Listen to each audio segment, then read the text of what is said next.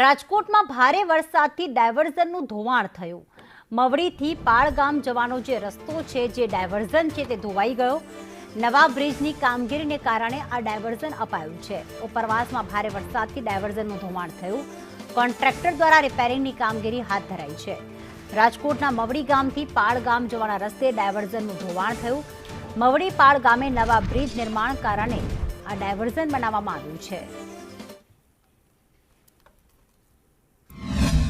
પુલનું કામ ચાલુ છે ને આ રોડ ડાયવર્ઝન આપ્યો તો એ તૂટી ગયો છે। પાણી કારણ કે બહુ જાજુ આવે ભારે વરસાદના કારણે કેટલા ગામ સાથે જોડાયેલો કોને કોને? આ ગામ તો બહુ જાજા ગામ આવે, 10-15 ગામ આવે, ટૂંકમાં જાજા ગામ આવે અમારે। દર વર્ષે આવું થઈ જાય? દર વર્ષે આવે। હવે પાસ થઈ ગયો સરકારે આ કરી દીધો એટલે હવે વાંધો નહીં। હવે આ એમ કહે કે 1 મહિનામાં ચાલુ થઈ જાય એમ।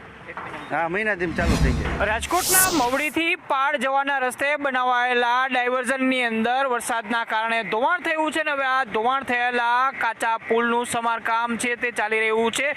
છેલ્લા 3-4 વર્ષથી અહીંયા નવો બ્રિજ બનાવવાની રજૂઆત થઈ હતી। રજૂઆતના પગલે સામે નવો બ્રિજ બનાવવાની કામગીરી ચાલતી હતી। આ દરમિયાન ચોમાસાની અંદર ભારે વરસાદ આવતા જ અહીંયા જે ડાયવર્ઝન માટેનો રસ્તો હતો તે એકાએક તૂટી ગયો હતો।